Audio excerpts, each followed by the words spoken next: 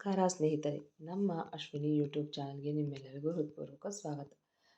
ಅನುರಾಗ ಅರಳಿತು ಕಥೆಯ 4ನೇ ಅಧ್ಯಾಯ ನಿಮ್ಮೆಲ್ಲರಿಗೂ ಇಷ್ಟವಾಗಿದೆ ಅಂತ ಭಾವಿಸ್ತೇನೆ. ಹಾಗಿದ್ರೆ ಬನ್ನಿ ಸ್ನೇಹಿತರೆ, ಅಧ್ಯಾಯ 5 ಶುರು ಮಾಡೋಣ. ಪೂರ್ಣಿ, ಪೂರ್ಣಿ, ಎಲ್ಲಿ ಹಾಳಾಗಿ ಹೋಗಿದ್ಯಾ ಎಂದು ಅವಳ ಚಿಕ್ಕಮ್ಮ ಒಂದೇ ಸಮನೆ ಗಂಟಲು ಹರಿದುಕೊಳ್ಳುತ್ತಿದ್ದಳು. ಬಂದೆ ಚಿಕ್ಕಮ್ಮ ಎಂದು ಕಾಫಿ ತೆಗೆದುಕೊಂಡು ಬಂದಳು. ಎಷ್ಟು ಹೊತ್ತೆ ಒಂದು ಕಾಫಿ ಮಾಡ್ಕೊಂಡು ಬರೋದಕ್ಕೆ ಎಂದು ಕೇಳಿದರೆ, ಸಾರಿ ಚಿಕ್ಕಮ್ಮ, ಅದು ಆಫೀಸ್ನಿಂದ ಕಾಲ್ ಬಂದಿತ್ತು, ಮಾತಾಡ್ತಾ ಇದ್ದೆ, ಅದಕ್ಕೆ ಲೇಟ್ ಆಯಿತು ಎಂದರೆ, ಸರಿ, ನಾನು ಹೇಳಿದ ವಿಚಾರ ಏನು ಮಾಡಿದೆ ಎಂದು ಕೇಳಿದರೆ, ಚಿಕ್ಕಮ್ಮ, ಆಫೀಸಲ್ಲಿ ಸ್ಯಾಲ್ರಿ ಮೇಲೆ ಲೋನ್ ಕೇಳಿದೆ, ಆದರೆ ಹೆವಿ ಅಮೌಂಟ್ ಆಗುತ್ತೆ, ಕೊಡೋದಕ್ಕಾಗಲ್ಲ ಅಂದರು ಎಂದರೆ, ಏನು ಕೊಡೋದಕ್ಕಾಗಲ್ಲ ಅಂದ್ರ? ನೀನು ಅದೇನು ಮಾಡ್ತೀಯೋ ನನಗೆ ಗೊತ್ತಿಲ್ಲ. ಸ್ಮಿತಾ ಮದುವೆಗೆ ಇನ್ನು 1 ತಿಂಗಳು ಅಷ್ಟೇ ಇರೋದು, ಹೇಗಾದರೂ ಮಾಡಿ 5 ಲಕ್ಷ ಹೊಂದಿಸ್ಕೊಂಡು ಬಾ.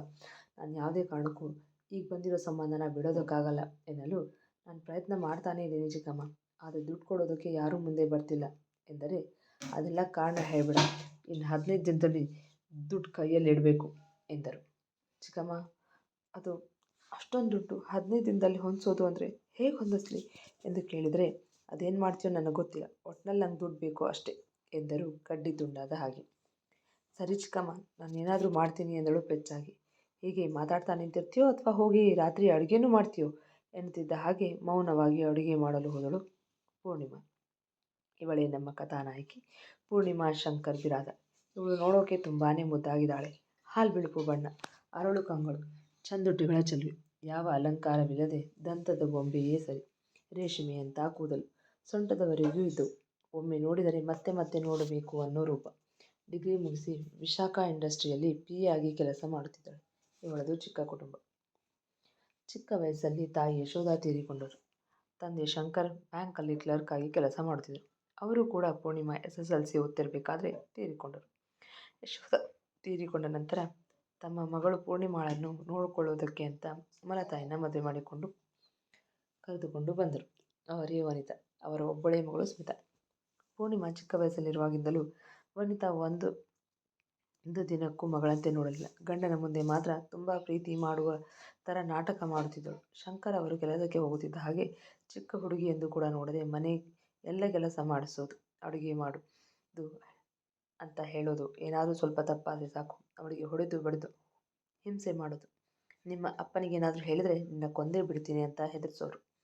ತನ್ನ ತಂದೆ ತೀರಿಕೊಂಡ ನಂತರ ಮನೆ ಜವಾಬ್ದಾರಿ ಎಲ್ಲ ಪೂರ್ಣಿಮಾಳ ಮೇಲೆ ಬಿತ್ತು. ಶಂಕರ್ ಅವರು ತೀರಿಕೊಳ್ಳುವಾಗ ಪೂರ್ಣಿಮಾ ಅವರಿಗೆ ಮಾತು ಕೊಟ್ಟರು, ತನ್ನ ತಂಗಿ ಮತ್ತು ಮಲತಾಯಿಯನ್ನು ಚೆನ್ನಾಗಿ ನೋಡಿಕೊಳ್ಳುತ್ತೇನೆ. ತನ್ನ ತಂಗಿಯನ್ನು ದಡ ಮುಟ್ಟಿಸುವ ಜವಾಬ್ದಾರಿ ಅವಳ ಮೇಲಿತ್ತು. ಈಗ 1 ತಿಂಗಳ ಹಿಂದೆ ತನ್ನ ತಂಗಿಯನ್ನು ಗಂಡಿನ ಕಡೆಯವರು ಬಂದು ನೋಡಿಕೊಂಡು ಹೋಗಿದ್ದರು. ಸ್ಮಿತಾ ಅವರಿಗೆ ಇಷ್ಟವಾಗಿದ್ದಳು. ಮೊದಲು ಇಷ್ಟಪಟ್ಟಿದ್ದೆ ಪೂರ್ಣಿಮಾಳನ್ನು. ಪೂರ್ಣಿಮಾ ತಾನು ತನ್ನ ತಂಗಿ ಮದುವೆಯಾಗದೆ ತಾನು ಈಗಲೇ ಮದುವೆ ಮಾಡಿಕೊಳ್ಳುವುದಿಲ್ಲ ಎಂದಳು. ಅದಕ್ಕೆ ಅವರು ಒಪ್ಪದಿದ್ದಾಗ ಅವರ ಕೈ ಕಾಲು ಹಿಡಿದು ತನ್ನ ತಂಗಿಯನ್ನು ಮದುವೆ ಮಾಡಿಕೊಳ್ಳಲು ಹುಡುಗನನ್ನು ಒಪ್ಪಿಸಿದ್ದಳು. ಹುಡುಗನ ತಾಯಿ ತಂದೆ ಸುತಾರಾಮ್ ಒಪ್ಪಲಿಲ್ಲ, ಆದರೆ ಹುಡುಗನೇ ಒಪ್ಪಿಸಿದ್ದ. ಅದಕ್ಕೆ ಹುಡುಗನ ತಾಯಿ ತಂದೆ ಮದುವೆಯೆಲ್ಲ ನೀವೇ ಮಾಡಿಕೊಡಬೇಕು ಎಂದು ಹೇಳಿದರು. ಗಂಡಿನ ಮನೆ ಕಡೆ ಒಳ್ಳೆಯ ಅನುಕೂಲಸ್ಥರಾಗಿದ್ದರು. ಮನೆಯಲ್ಲಿ ಕೆಲಸಕ್ಕೆ ಆಳು ಕಾಳು ಕಮ್ಮಿ ಇರಲಿಲ್ಲ. ಅವರದೇ ಸ್ವಂತ ಫ್ಯಾಕ್ಟರಿ ಇತ್ತು. ಜೊತೆಗೆ 4 ಎಕರೆ ನೀರಾವರಿ ಭೂಮಿ. ಹುಡುಗ ಕೂಡ ಸಂಭಾವಿತನಾಗಿದ್ದ. ಇದನ್ನೆಲ್ಲ ಕೇಳಿದ ವನಿತಾಗೆ ದುರಾಸೆ ಹೆಚ್ಚಾಗಿ ಪೂರ್ಣಿಮಾ ಮೇಲೆ ಒತ್ತಡ ಹೇರಿ, ಈ ಮದುವೆ ಮಾಡಿಕೊಳ್ಳುವುದಕ್ಕೆ ತನಗೆ ಒಪ್ಪಿಗೆ ಇಲ್ಲ ಎಂದು ಹೇಳು ಎಂದು ಬಲವಂತವಾಗಿ ಒಪ್ಪಿಸಿ, ಹೇಗಾದರೂ ಮಾಡಿ ತಮ್ಮ ಮಗಳು ಸ್ಮಿತಾಳನ್ನು ಆ ಮನೆಗೆ ಸೊಸೆಯಾಗಿ ಮಾಡಿ ಕಳಿಸಬೇಕು ಎಂದು ಪ್ಲ್ಯಾನ್ ಮಾಡಿ ಪೂರ್ಣಿಮಾಳಿಂದ ಆ ಹುಡುಗನನ್ನು ಒಪ್ಪಿಸಿ ತನ್ನ ಮಗಳನ್ನು ಮದುವೆ ಆಗೋ ಹಾಗೆ ಒಪ್ಪಿಸಿದ್ದರು. ಗಂಡಿನ ಮನೆಯವರು, ನಾವು ಮದುವೆಗೆ ಒಪ್ಕೋಬೇಕೆಂದರೆ ಮದುವೆ ಪೂರ್ತಿ ಖರ್ಚು ನೀವೇ ನೋಡ್ಕೋಬೇಕು, ಹಾಗೆ ತಾವು ಹೇಳಿದಷ್ಟು ವರದಕ್ಷಿಣೆ, ಒಡವೆ, ವಸ್ತ್ರ ಇತ್ಯಾದಿ ಕೊಡಬೇಕು ಎಂದಾಗ ಮಾತ್ರ ಈ ಮದುವೆಗೆ ನಮಗೆ ಒಪ್ಪಿಗೆ ಎಂದು ಹೇಳಿದ್ದರಿಂದ ವನಿತಾ ಅವರು ಪೂರ್ಣಿಮಾ ಮೇಲೆ ಒತ್ತಡ ಹೇರಿ ಮದುವೆ 1 ತಿಂಗಳು ಇದೆ ಅಂತಂದಾಗ 5 ಲಕ್ಷ ರೂಪಾಯಿ ತಂದು ಕೊಡು ಎಂದು ಒಂದೇ ಸಮನೆ ಪೀಡಿಸುತ್ತಿದ್ದರು. ಪೂರ್ಣಿಮಾ ರಾತ್ರಿ ಅಡುಗೆ ಮಾಡಿ ತನ್ನ ಚಿಕ್ಕಮ್ಮ ಮತ್ತು ತಂಗಿಗೆ ಊಟಕ್ಕೆ ಹಾಕಿಕೊಟ್ಟು ಅಡುಗೆ ಮನೆ ಕ್ಲೀನ್ ಮಾಡಿ ತಾನು ಊಟ ಮಾಡದೆ ಉಪವಾಸನೆ ಮಲಗಲು ಹೋದಳು. ಅವಳ ಚಿಕ್ಕಮ್ಮ ನೋಡಿದರೂ ಊಟ ಯಾಕೆ ಮಾಡಲಿಲ್ಲ ಎಂದು ಒಂದು ಮಾತು ಕೇಳಲಿಲ್ಲ. ತನ್ನ ರೂಮಿಗೆ ಬಂದ ಪೂರ್ಣಿಮಾ ಗೋಡೆ ಮೇಲೆ ತನ್ನ ತಾಯಿಯ ಫೋಟೋ ಮುಂದೆ ನಿಂತು ಕಣ್ಣೀರು ಮಿಡಿಯುತ್ತಾ, ಈ ಕೆಟ್ಟ ಪ್ರಪಂಚದಲ್ಲಿ ನನ್ನ ಒಂಟಿ ಮಾಡಿ ಯಾಕೆ ಹೋದೆ ಅಮ್ಮ? ನಿನ್ನ ಜೊತೆ ನನ್ನನ್ನು ಕರ್ಕೊಂಡು ಹೋಗಿದ್ರೆ ಎಷ್ಟೋ ಚೆನ್ನಾಗಿರ್ತಿತ್ತು. ಚಿಕ್ಕಮ್ಮ ಯಾವಾಗ ನೋಡಿದರೂ ಬೈತಿರ್ತಾರೆ, ಕೊಂಕು ಮಾತು, ಹೊಡೆಯೋದು ಇದನ್ನೆಲ್ಲ ಸಹಿಸಿ ಸಾಕಾಗಿ ಹೋಗಿದೆ. ಒಂದೊಂದು ಸಾರಿ ಅನಿಸುತ್ತೆ, ಎಲ್ಲಾದರೂ ಹೋಗಿ ಸತ್ಬಿಡ್ಲಾ, ಆಗ ನನ್ನಿಂದ ಎಲ್ಲರಿಗೂ ನೆಮ್ಮದಿ. ಚಿಕ್ಕ ವಯಸ್ಸಿನಿಂದ ನನಗೇನೇ ಇಷ್ಟ ಆದರೂ ಅದನ್ನು ಕಿತ್ಕೊಂಡು ಸ್ಮಿತಾ ಕೊಡ್ತಾನೆ ಬಂದರು. ಈಗ ಮದುವೆ ವಿಷಯದಲ್ಲೂ ಹಾಗೆ. ಸುಶಾಂತ್ ಅವರು ನನ್ನ ಇಷ್ಟಪಟ್ಟಿದ್ರು, ಆದರೆ ಚಿಕ್ಕಮ್ಮನ ದುರಾಸೆಗೆ ನನ್ನ ಜೀವನನೇ ಬಲಿ ಕೊಟ್ಟರು. ನಾನು ಇಷ್ಟಪಟ್ಟಿದ್ದು ಒಂದೂ ನನ್ನ ಸ್ವಂತ ಆಗಲಿಲ್ಲ. ಉಡೋ ಬಟ್ಟೆ, ತಿನ್ನೋ ಊಟ, ವಿದ್ಯಾಭ್ಯಾಸ, ಈಗ ಮದುವೆ, ಎಲ್ಲನೂ ನನ್ನಿಂದ ಕಿತ್ಕೊಂಡ. ನನ್ನ ಇಚ್ಛೆಯಂತೆ ಬದುಕೋ ಅವಕಾಶವೇ ಇಲ್ಲ. ನನಗಿಷ್ಟ ಬಂದು ಬಟ್ಟೆ ಹಾಕೋ ಹಾಗಿಲ್ಲ, ನನಗಿಷ್ಟ ಬಂದು ತಿಂಡಿ ತಿನ್ನೋ ಹಾಗಿಲ್ಲ. ನಾನು ಇಷ್ಟಪಟ್ಟ ಹಾಗೆ ಡಾಕ್ಟ್ರ್ ಆಗಬೇಕು ಅನ್ನೋ ಕನಸು ಕೂಡ ಹಾಗೇ ಉಳಿದು ಹೋಯಿತು. ಉಸಿರುಗಟ್ಟತೆ ಈ ವಾತಾವರಣ. ಇದೆಲ್ಲದರಿಂದ ಎಲ್ಲಾದರೂ ದೂರ ಹೋಗಿಬಿಡೋಣ ಅನಿಸುತ್ತೆ. ಅಪ್ಪನಿಗೆ ಕೊಟ್ಟು ಒಂದೇ ಒಂದು ಮಾತಿಗೆ ಕಟ್ಟು ಬಿದ್ದು ನಾನು ಇನ್ನೂ ಬದುಕಿದ್ದೀನಿ. ಯಾರಿದ್ದಾರೆ ಅಂತ ಬದುಕಲಿ? ಹೇಳ್ಕೊಳ್ಳೋಕ್ಕೆ ನನ್ನವರು ಅಂತ ಯಾರಿದ್ದಾರೆ? ನನ್ನ ಕಷ್ಟ ಸುಖಕ್ಕೆ ಸ್ಪಂದಿಸೋ ಒಂದೇ ಒಂದು ಜೀವ ಕೂಡ ಇಲ್ಲ. ನನಗೆ ಯಾವಾಗ ಇದರಿಂದ ಬಿಡುಗಡೆ ಕೊಡ್ತೀಯಾ ದೇವರೇ? ನನಗೆ ಸಾಕಾಗಿ ಹೋಗಿದೆ. ಇನ್ನು 15 ದಿನದಲ್ಲಿ 5 ಲಕ್ಷ ರೂಪಾಯಿನ ಹೇಗೆ ಹೊಂದಿಸಲಿ? ಯಾರಿದ್ದಾರೆ ನನಗೆ ಸಹಾಯ ಮಾಡುವಂಥವ್ರು? ದುಃಖ ಆದರೆ ನಿನ್ನ ಮಡ್ಲಲ್ಲಿ ತಲೆ ಇಟ್ಟು ಮನಸ್ಸಿಗೆ ಸಮಾಧಾನ ಆಗೋವರೆಗೂ ಅಳೋದಕ್ಕೆ ತಾಯಿ ಮಾಡಲಿಲ್ಲ.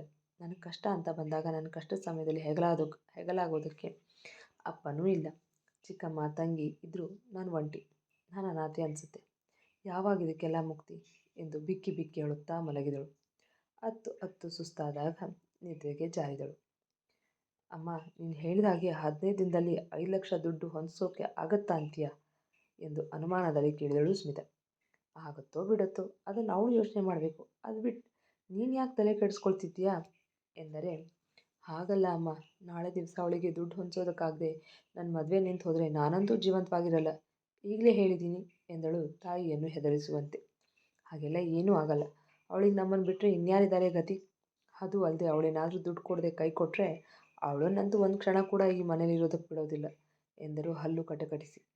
ಅಮ್ಮ, ನನ್ನ ಮದುವೆ ಸುಶಾಂತ್ ಜೊತೆ ಆಗೇ ಆಗುತ್ತಲ್ವಾ ಎಂದು ಕೇಳಿದಳು ನಂಬಿಕೆ ಬರದೆ. ಖಂಡಿತ ಆಗತ್ತೆ. ನೀನು ಅದರ ಬಗ್ಗೆ ತಲೆ ಕೆಡಿಸ್ಕೊಳ್ದೆ ಆರಾಮಾಗಿರು. ಆಮೇಲೆ ನೀನು ಚಿಂತೆ ಮಾಡಿ ಕಣ್ಣು ಕೆಳಗಡೆ ಕಪ್ಪಾದರೆ ಮದುವೆಲಿ ಚೆನ್ನಾಗಿ ಕಾಣಲ್ಲ ಎಂದಾಗ ಖುಷಿಯಿಂದ ಥ್ಯಾಂಕ್ಸ್ ಅಮ್ಮ ಎಂದು ವನಿತಾ ಅವರನ್ನು ತಬ್ಬಿ ಅವರ ಕೆನೆಗೆ ಮುತ್ತು ಕೊಟ್ಟು ಮಲಗಲು ಹೋದಳು ಸ್ಮಿತಾ. ನನ್ನ ಮಗಳ ಮದುವೆ ಯಾವುದೇ ಕಾರಣಕ್ಕೂ ತಪ್ಪದೇ ಇರೋ ಹಾಗೆ ಮಾಡಬೇಕು. ಹೆದರಿಸಿ ಬೆದರಿಸಿ ಆದರೂ ಸರಿ, ಈ ಪೂರ್ಣಿಯಿಂದ ದುಡ್ಡು ವಸೂಲಿ ಮಾಡಲೇಬೇಕು ಎಂದು ಮನಸ್ಸಲ್ಲೇ ಲೆಕ್ಕಾಚಾರ ಹಾಕಿ ವನಿತಾ ಕೂಡ ಮಲಗಲು ಹೋದರು. ಮುಂದುವರಿಯುವುದು. ಕೇಳಿದ್ರಲ್ವಾ ಸ್ನೇಹಿತರೆ, ಅನುರಾಗ ಅರಳಿತು ಕಥೆಯ 5ನೇ ಅಧ್ಯಾಯ. ಈ ಸಂಚಿಕೆ ನಿಮಗೆ ಇಷ್ಟವಾಗಿದ್ದರೆ ಒಂದು ಲೈಕ್ ಕೊಡಿ, ನಿಮ್ಮ ಅಭಿಪ್ರಾಯವನ್ನು ಕಮೆಂಟ್ನಲ್ಲಿ ತಿಳಿಸಿ. ಹಾಗೆ ಇನ್ನೂ ಯಾರೆಲ್ಲ ನಮ್ಮ ಚಾನಲ್ ಸಬ್ಸ್ಕ್ರೈಬ್ ಮಾಡಿಲ್ವೋ ಈಗಲೇ ಸಬ್ಸ್ಕ್ರೈಬ್ ಮಾಡ್ಕೊಳ್ಳಿ. ಪಕ್ಕದಲ್ಲಿರೋ ಬೆಲ್ ಐಕಾನ್ ಒತ್ತೋದನ್ನು ಮರಿಬೇಡಿ. ಹಾಗೆ ಮುಂದಿನ ಅಧ್ಯಾಯದಲ್ಲಿ ಮತ್ತೆ ಸಿಗೋಣ. ಧನ್ಯವಾದಗಳು.